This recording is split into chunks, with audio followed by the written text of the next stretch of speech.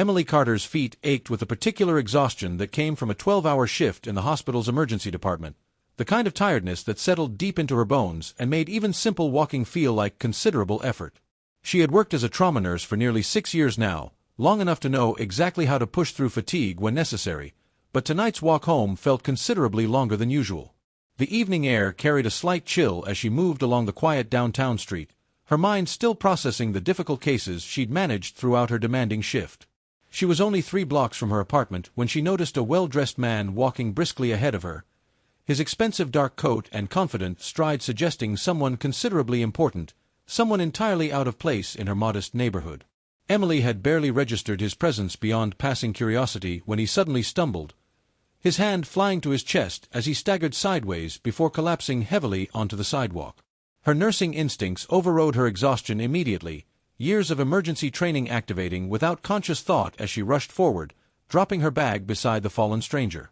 "Sir, can you hear me?" she called out, checking his responsiveness while simultaneously feeling for a pulse at his neck. Nothing. No response, no discernible heartbeat beneath her searching fingers. "Someone call 911. Emily shouted to the few pedestrians who had noticed the commotion, several people immediately reaching for their phones while others simply stood frozen, uncertain how to help. Emily positioned herself quickly, beginning chest compressions with practiced, efficient movements, counting steadily as she pushed rhythmically against his chest.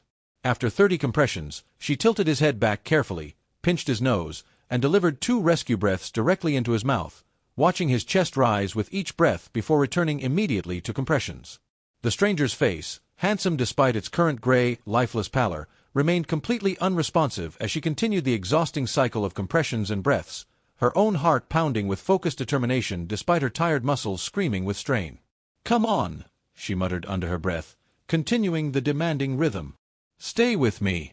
After what felt like an eternity but was likely only a few minutes, she felt something shift beneath her hands, a weak but genuine pulse suddenly fluttering back to life beneath her fingertips. The stranger's chest began moving independently, ragged, gasping breaths replacing the terrifying stillness that had gripped him moments earlier. "He's breathing," Emily called out with relief, though she maintained her position beside him, monitoring his vital signs carefully as sirens finally became audible in the distance. The stranger's eyes fluttered open briefly, dark and disoriented, meeting Emily's gaze for just a moment before unconsciousness claimed him again. In that brief instant, something passed between them, though Emily couldn't have properly articulated exactly what that fleeting connection represented given the chaotic circumstances.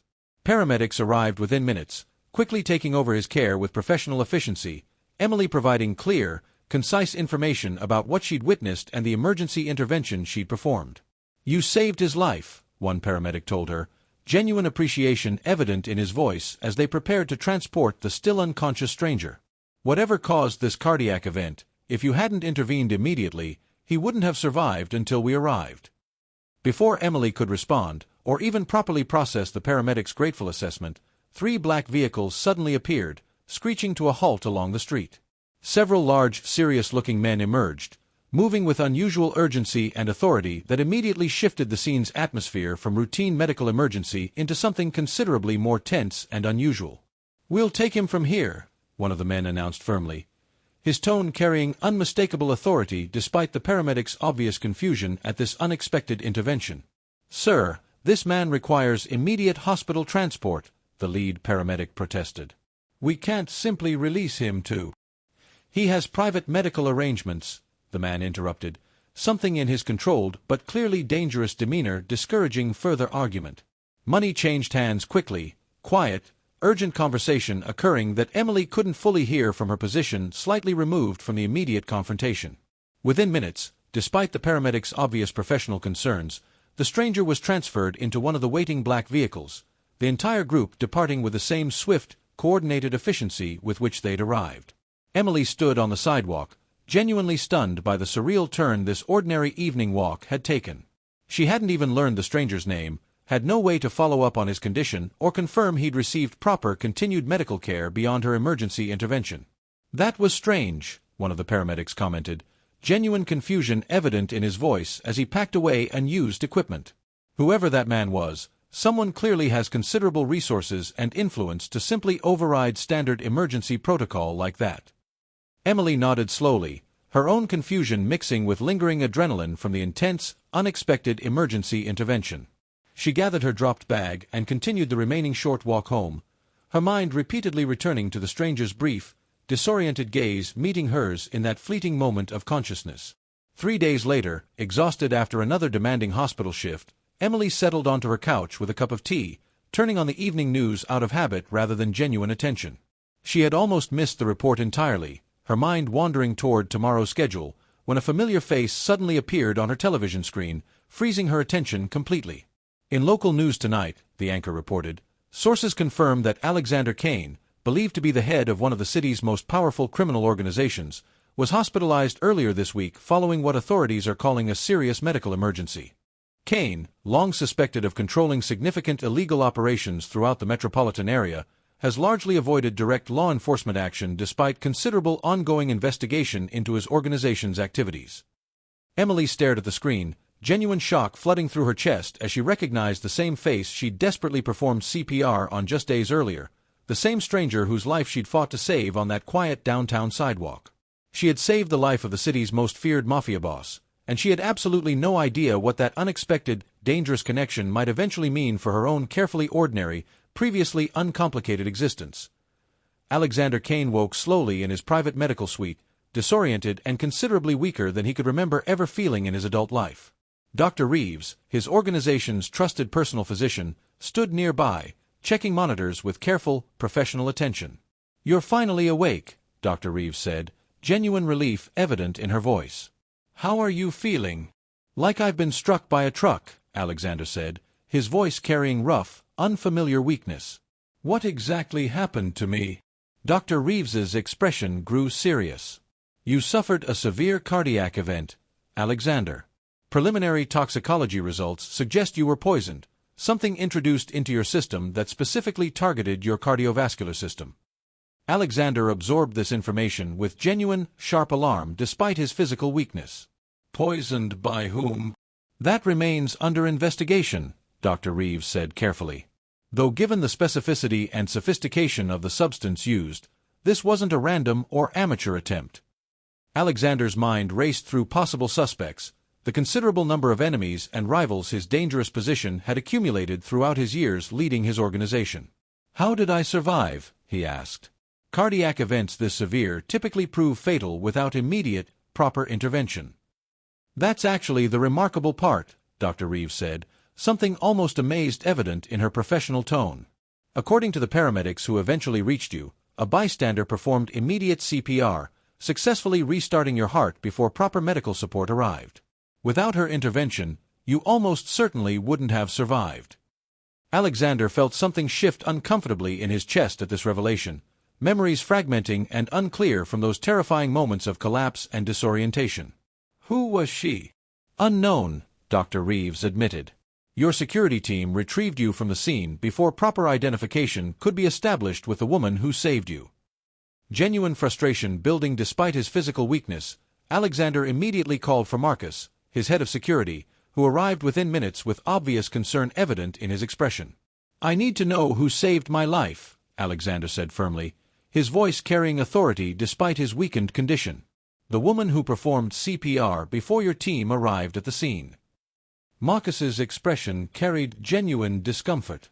"Sir, in the urgency of securing your safety and privacy, we didn't properly identify her before departing the scene." "Find her," Alexander commanded sharply. "I want her identified and located immediately." Over the following days, Marcus's team worked methodically to identify the mysterious woman, eventually tracking down witness accounts, nearby security footage, and paramedic reports that gradually painted a clearer picture of exactly what had transpired that critical evening. "We've identified her," Marcus reported finally, 3 days after the incident. "Emily Carter, a registered nurse at Riverside General Hospital. She was walking home from her shift when she witnessed your collapse." Alexander absorbed this information carefully, genuine gratitude mixing with considerable curiosity about the woman whose selfless intervention had saved his life. "I want to properly thank her," he said. "Arrange a meeting, though discreetly. I don't want to frighten her or create unnecessary complications given her likely unfamiliarity with my world." "Understood, sir," Marcus confirmed, though genuine hesitation was evident in his careful tone. "Though I should mention, our investigation into the poisoning has also progressed considerably. We believe the substance was introduced during your dinner at Rossi's the evening before your collapse." Alexander's expression sharpened considerably. "Someone within the restaurant staff?" "Possibly," Marcus said carefully. "Though our investigation suggests the poisoning might have originated closer to home than simple restaurant staff involvement. The specific substance used required knowledge of your particular medical history and vulnerabilities." Genuine alarm building at this troubling implication, Alexander considered the possibility that someone within his own organization, someone with intimate knowledge of his personal circumstances, had orchestrated this dangerous attempt on his life. "Continue the investigation discreetly," he instructed. "I want to know exactly who's responsible before making any public acknowledgement of this attempt." Meanwhile, across the city, Emily continued processing the shocking revelation about the true identity of the stranger she'd saved. She found herself unable to stop thinking about the situation, genuine unease building about exactly what her unexpected connection to such a dangerous, notorious figure might eventually mean. "You saved a mafia boss's life," her roommate Jessica said incredulously when Emily finally shared the surreal story. "Emily, that's genuinely terrifying. What if his people come looking for you?" "I don't know why they would," Emily said, though genuine uncertainty was evident in her own voice. "I simply happened to be nearby when he collapsed. There's no reason for his organization to have any particular interest in me specifically." "Except that you saved his life," Jessica pointed out. "People like that, powerful, dangerous people, they don't typically let something like that go unacknowledged, for better or worse." Emily considered her roommate's concern seriously, though she genuinely hoped the entire strange incident would simply fade into an unusual, unrepeated story rather than developing into anything more complicated or dangerous. Her hope proved short-lived. 3 days after the news report revealing Alexander's identity, Emily arrived home from her hospital shift to find an elegant, unmarked envelope waiting outside her apartment door, her name written in careful, precise handwriting. She opened it cautiously, finding a simple, formal note inside. "Ms. Carter, I owe you my life. I would be honored if you would allow me the opportunity to properly express my gratitude in person. If you're amenable, please contact the number below. I understand if you prefer to decline, though I hope you'll consider accepting given the sincerity of my appreciation. Alexander Kane." Emily stared at the note for a long moment, genuine uncertainty warring against curiosity about the complicated, dangerous man she'd unknowingly saved. Jessica's earlier warnings echoed through her mind, though something about the note's careful, respectful tone suggested genuine sincerity rather than threatening intention. After considerable internal debate, genuine curiosity finally overriding her caution, Emily picked up her phone and dialed the number provided, uncertain exactly what she was agreeing to, but genuinely curious to understand more about the mysterious circumstances surrounding the stranger's collapse and her own unexpected role in his survival. The call connected after several rings, a calm, controlled voice answering directly. "This is Alexander Kane." "Mr. Kane," Emily said, her voice carrying careful composure despite her genuine nervousness. "This is Emily Carter. I received your note." There was a brief pause before Alexander responded, something genuinely warm evident beneath his controlled tone. "Ms. Carter, thank you for calling. I understand this situation carries considerable unusual complexity, but I genuinely wanted the opportunity to properly thank you for saving my life." "I was simply doing what my training required," Emily said, though genuine curiosity was building steadily beneath her attempted professional composure. "Regardless," Alexander said, "your intervention meant the difference between my survival and death that evening. I would consider it a genuine honor if you'd allow me to express that gratitude properly, whenever and wherever you feel most comfortable." Emily considered his careful, respectful request seriously, genuine curiosity about the complicated circumstances surrounding his collapse building steadily despite her reasonable caution given his dangerous reputation. "I suppose we could meet somewhere public," she said finally. "A coffee shop, perhaps." "Whatever makes you most comfortable," Alexander agreed immediately. "I genuinely appreciate your willingness to consider this meeting, Ms. Carter." As their brief call concluded, arrangements made for a meeting later that week, Emily found herself experiencing a complicated mixture of genuine curiosity and reasonable apprehension about the unexpected direction her ordinary, ostensibly simple life had suddenly taken. She had no idea that her upcoming meeting with Alexander Kane would not only reveal the shocking truth behind his mysterious poisoning, but would also mark the beginning of a connection that would prove considerably more significant and considerably more dangerous than either of them could have anticipated from that fateful evening on a quiet downtown sidewalk. Emily arrived at the small downtown coffee shop she'd suggested, genuine nervousness evident despite her attempts at composed professionalism. She spotted Alexander immediately, seated at a corner table, dressed considerably more casually than she might have expected given his reputation, a simple gray sweater replacing whatever expensive suit had presumably accompanied his collapse days earlier. He stood as she approached, genuine warmth evident in his careful expression. "Ms. Carter," he said, his voice carrying the same controlled quality she remembered from their brief phone conversation. "Thank you for agreeing to meet." "Please, call me Emily," she said, settling into the seat across from him, genuine curiosity overriding some of her earlier nervousness. "Emily," Alexander repeated, something warm evident in how he said her name. "I owe you considerably more gratitude than I could properly express through a simple note or phone call." "You seem to have recovered well," Emily observed, studying him carefully with professional, assessing attention. "Thanks entirely to your intervention," Alexander said sincerely. "Dr. Reeves informed me that without your immediate CPR, I almost certainly wouldn't have survived until proper medical support arrived." Emily felt genuine warmth at his sincere acknowledgement, though professional modesty made her slightly uncomfortable with excessive praise. "I simply did what my training required," she said.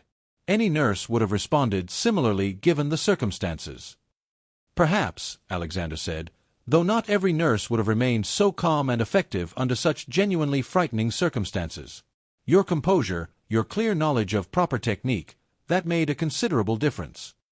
Their conversation gradually relaxed beyond formal gratitude into more genuine, comfortable exchange, Emily finding herself increasingly curious about the complicated man across from her despite everything she'd learned about his dangerous reputation.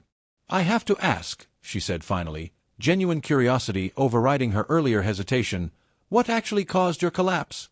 The news reports were vague, though I noticed you mentioned recovering from what sounded like a serious medical event." Alexander's expression grew serious, genuine consideration evident as he decided how much to reveal. "I was poisoned," he said finally, watching her reaction carefully. "Something introduced into my system during dinner the evening before, specifically targeting my cardiovascular system." Genuine alarm flooded through Emily's expression at this revelation. "Someone tried to kill you?" "It appears so," Alexander confirmed, "though we haven't yet identified exactly who's responsible." "That's genuinely terrifying," Emily said, professional concern evident beneath her personal alarm. "Do you have any leads regarding the poison used? That information could be significant for understanding both the perpetrator's identity and any lingering health risks you might face." Alexander studied her carefully, genuine interest evident at her immediate, professional engagement with this dangerous information. "You have medical knowledge relevant to identifying specific toxins?" "Some," Emily said. "I've handled several poisoning cases throughout my emergency department career. If you're comfortable sharing details, I might be able to offer useful insight." Something genuinely appreciative flickered behind Alexander's careful expression. "I genuinely welcome your professional perspective," he said. "Though I understand if you'd prefer maintaining distance from something this dangerous, given you've already unexpectedly become entangled in circumstances well beyond your ordinary, professional life." Emily considered his careful acknowledgement thoughtfully. "I'll admit, this entire situation carries considerable complexity I hadn't anticipated when I simply performed emergency CPR on a stranger," she said honestly.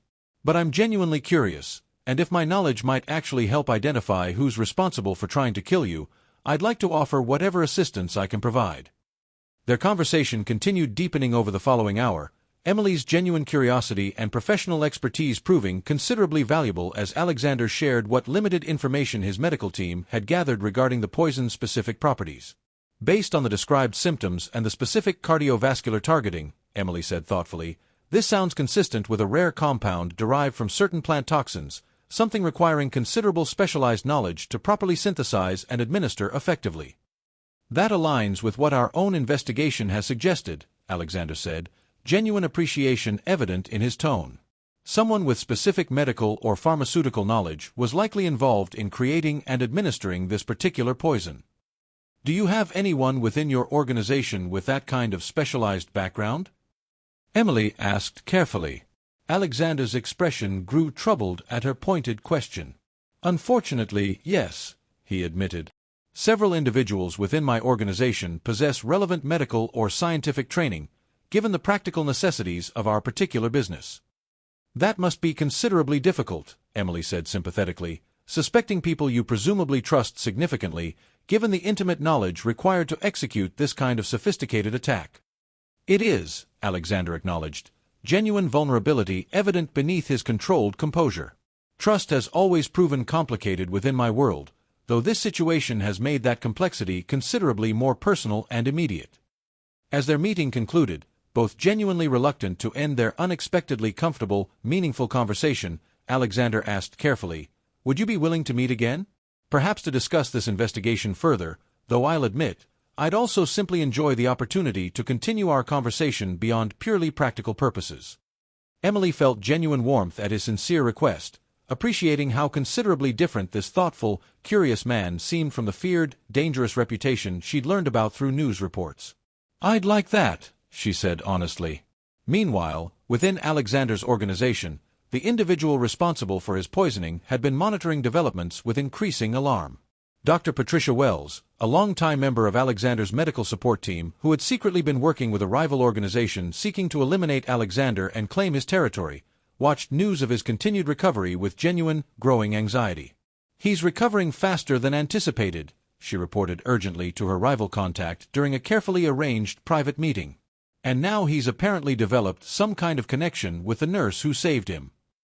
"Why does that concern you specifically?" her contact asked. "Because she has genuine medical knowledge," Patricia said, genuine alarm evident in her voice. "If Alexander's investigation into the poison used continues progressing with her professional assistance, they might eventually trace the specific compound back toward my own specialized knowledge and access. Then perhaps it's time to address this complication directly," her contact suggested calmly, genuine calculation evident beneath his measured tone. "What do you mean?" Patricia asked, though genuine understanding was already building despite her attempted innocence. "I mean," her contact said simply, "if this nurse represents a genuine threat to your continued anonymity, perhaps she requires similarly permanent attention to what we originally intended for Alexander himself." Patricia felt genuine unease at this suggestion, though her own increasing desperation regarding potential exposure gradually overrode whatever hesitation she might have initially felt. "I'll need to think about how to properly handle this," she said finally, though genuine, dangerous calculation was already building behind her careful words. Back at the coffee shop, entirely unaware of the dangerous conversation happening elsewhere regarding her own safety, Emily and Alexander exchanged contact information, both genuinely looking forward to their next meeting despite the considerable complications and dangers surrounding their unexpected, unlikely connection. Over the following 2 weeks, Emily and Alexander's connection deepened considerably through regular meetings, their conversations gradually extending beyond the poisoning. Investigation into genuine, personal territory. Emily found herself increasingly drawn to Alexander's complicated character, the genuine thoughtfulness and vulnerability he displayed beneath his necessarily guarded public reputation. "I've been reviewing the toxicology reports again," Emily said during one of their now regular dinner meetings, genuine focus evident in her professional analysis. "The specific compound's rarity really does suggest someone with considerable specialized training was involved. My investigation team has been narrowing down potential suspects based on exactly that criteria," Alexander said, genuine appreciation evident for her continued professional insight. "Though nothing conclusive has emerged yet. Would it help if I reviewed your organization's medical personnel records?" Emily offered. Sometimes an outside perspective, someone unfamiliar with existing organizational politics or assumptions, can identify patterns others might overlook. Alexander considered her offer carefully. "That would require revealing considerable sensitive information about my organization," he said thoughtfully. "Though given your medical expertise and demonstrated discretion so far, I believe I trust you enough to consider that possibility."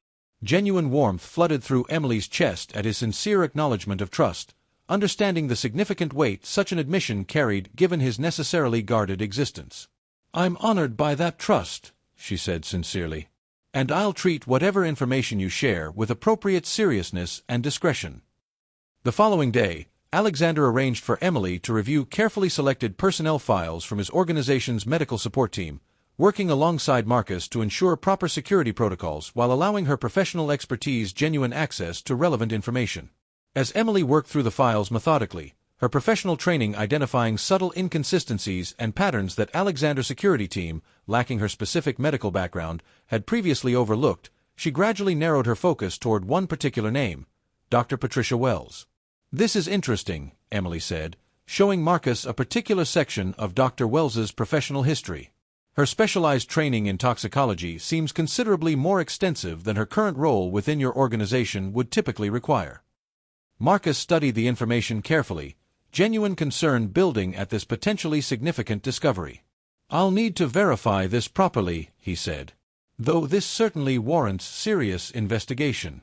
Meanwhile, Dr. Wells, having learned through her own careful monitoring that Emily's investigation was progressing considerably closer toward exposing her involvement, grew increasingly desperate about how to properly address this growing threat to her carefully hidden betrayal. "They're getting close," she reported urgently to her rival organization contact during another tense, private meeting.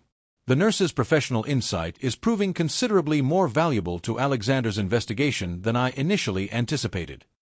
"Then perhaps it's time for decisive action," her contact said calmly. "Before her continued involvement fully exposes your identity and our organization's involvement in this failed assassination attempt." "What do you suggest specifically?" Patricia asked, genuine desperation evident beneath her attempted composure.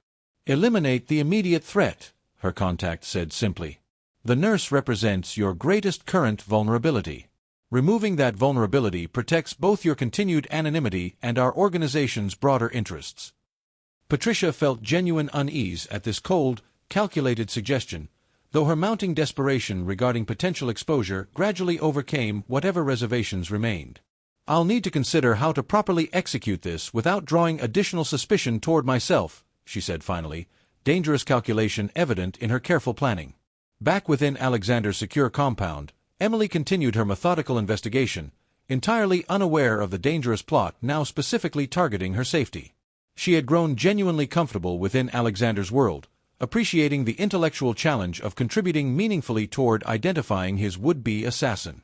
"I think I've found something significant," Emily told Alexander during one of their regular evening meetings, genuine excitement evident in her voice.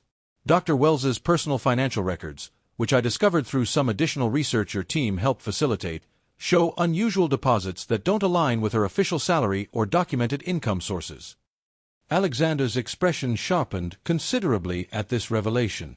"How significant are these deposits?" "Considerably significant," Emily confirmed.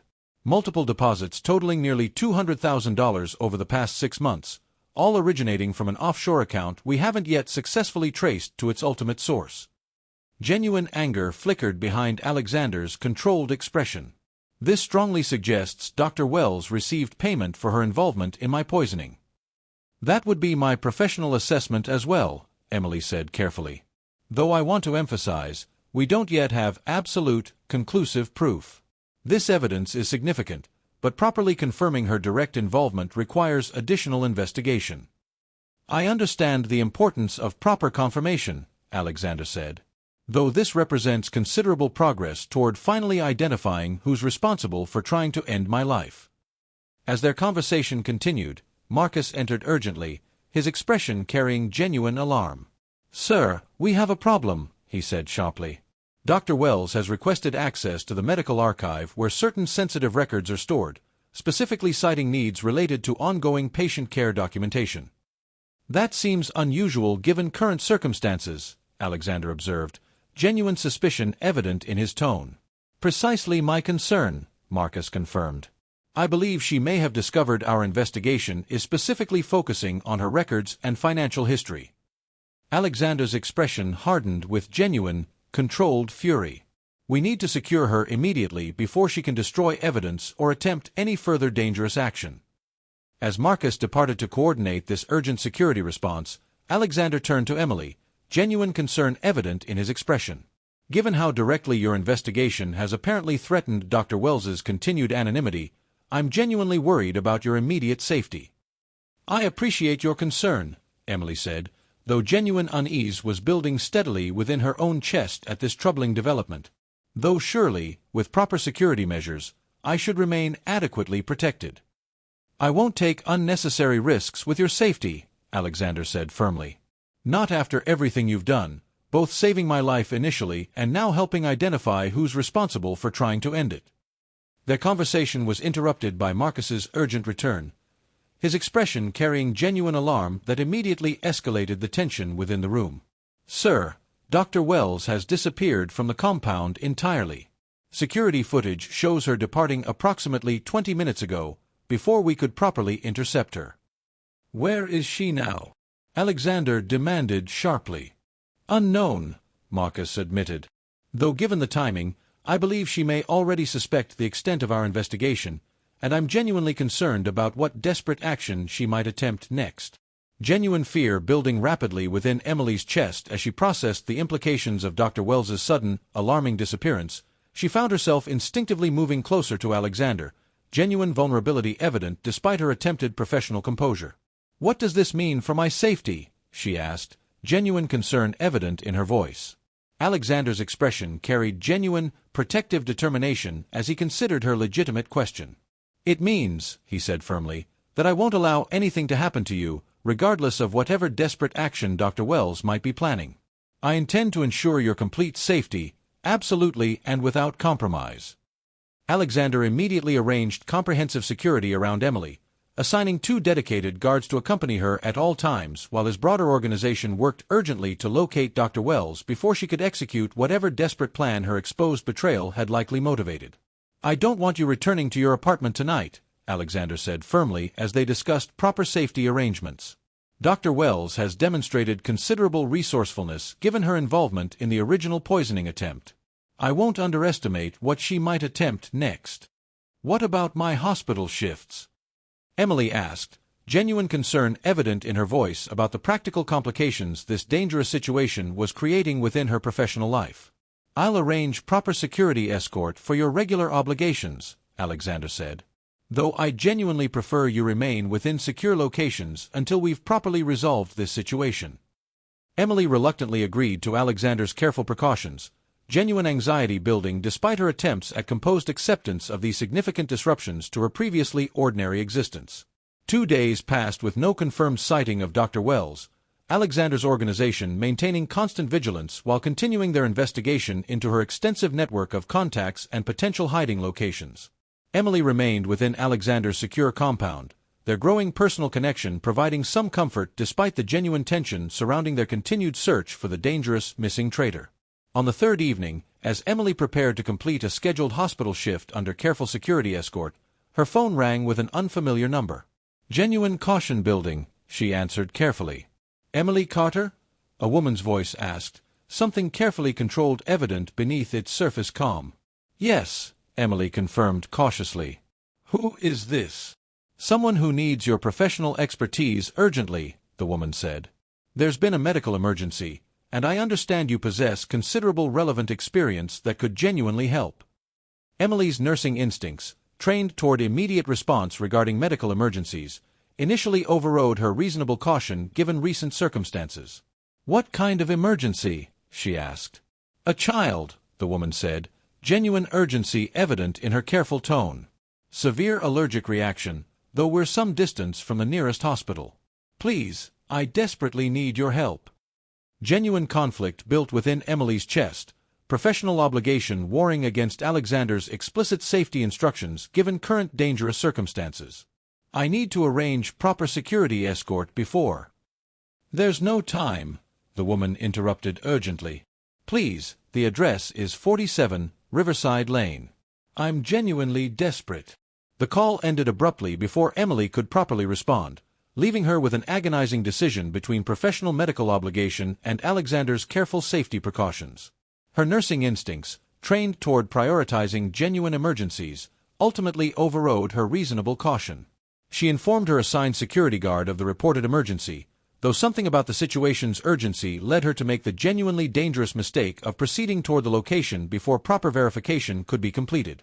The address proved to be an isolated warehouse rather than any residential location, suggesting a genuine child emergency, Emily's dawning realization of this dangerous deception arriving only moments before Dr. Wells emerged from the shadows, a weapon held with steady, calculating precision. "Dr. Wells," Emily said, genuine fear evident beneath her attempted composure. "This was never about a medical emergency." "No," Patricia confirmed coldly. "Though your genuine dedication to your profession made this deception considerably easier to execute than I initially anticipated." "What do you want from me?" Emily asked, desperately buying time while her mind raced through possible escape options. "Simply your silence," Patricia said. "Permanently, given how thoroughly your investigation has exposed my involvement in Alexander's poisoning." Meanwhile, Emily's security guard, growing increasingly concerned about her unusual, unauthorized departure toward an unverified location, immediately alerted Alexander's broader organization to this alarming development. "She left without proper authorization," the guard reported urgently. "Something about a medical emergency at an address I haven't been able to verify as legitimate." Genuine terror flooding through his controlled composure, Alexander immediately mobilized his entire security team, tracking Emily's phone location while simultaneously coordinating rapid response toward the address her guard had provided. "That location matches a warehouse we've previously associated with rival organization activity," Marcus reported urgently as they raced toward Emily's last known location. "This has all the hallmarks of a deliberate trap." Back at the warehouse, Emily continued desperately stalling Dr. Wells's dangerous intentions, her medical training providing unexpected tactical advantage as she carefully assessed potential escape routes while maintaining careful, calm conversation. "You don't have to do this," Emily said carefully. "If you cooperate now, provide information about who hired you for this poisoning attempt, you might still receive some measure of leniency." "There's no leniency in my current circumstances," Patricia said bitterly. "I've already crossed too many lines to consider anything beyond complete elimination of anyone who threatens my continued survival." As Patricia's attention momentarily wavered, distracted by genuine internal conflict regarding her desperate circumstances, Emily seized the brief opportunity, throwing a nearby metal container directly at Patricia's weapon hand before diving toward whatever cover the warehouse's interior might provide. The confrontation that followed proved chaotic and genuinely terrifying, Emily narrowly avoiding several desperate shots as she scrambled toward what she hoped represented a viable escape route, her heart pounding with adrenaline-fueled terror. Alexander's security team arrived just as Patricia had nearly cornered Emily against the warehouse's far wall, their sudden, coordinated entrance providing exactly the distraction necessary for Emily to finally escape Patricia's immediate reach. "Drop your weapon," Marcus commanded sharply, his own weapon raised with practiced, steady precision. Patricia's expression shifted rapidly from desperate determination to genuine, cornered fear as she recognized the complete collapse of her plan. Alexander himself burst through the warehouse entrance moments later, genuine relief flooding through his controlled composure as he spotted Emily safely positioned behind his security team's protective formation. "Emily!" he called out urgently, rushing toward her the moment the immediate danger had been properly contained. "I'm okay," Emily said, though her voice carried genuine tremors from the terrifying ordeal. "She lured me here with a fake emergency call." Alexander pulled her gently into his arms, genuine relief and residual fear evident in his tight embrace.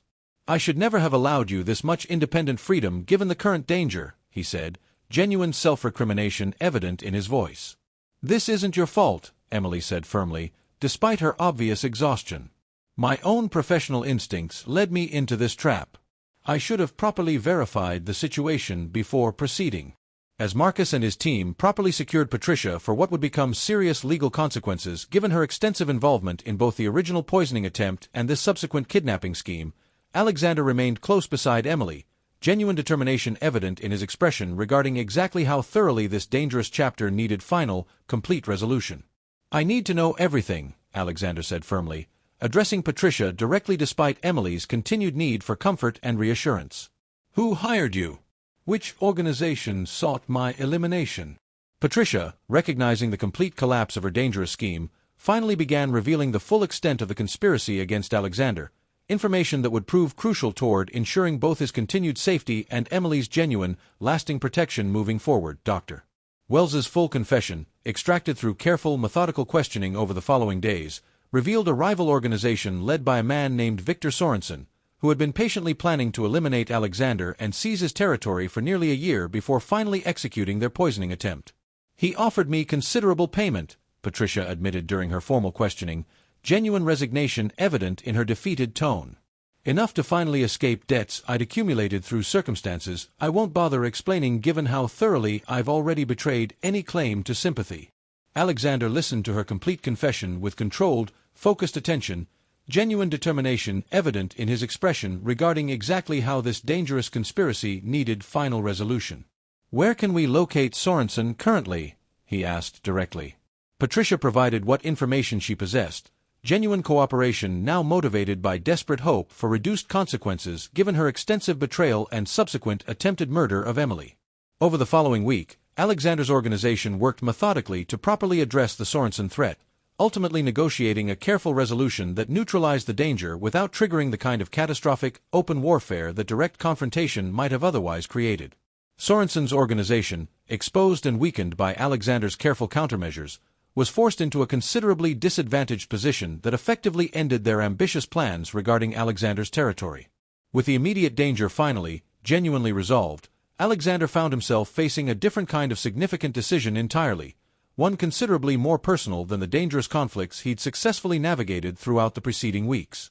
"I need to properly thank you," he told Emily one evening, several days after Patricia's capture and the subsequent resolution of the broader conspiracy against him.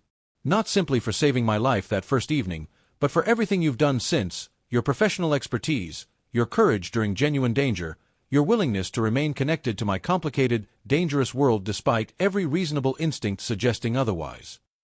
"I couldn't simply walk away," Emily said honestly, genuine warmth evident in her expression.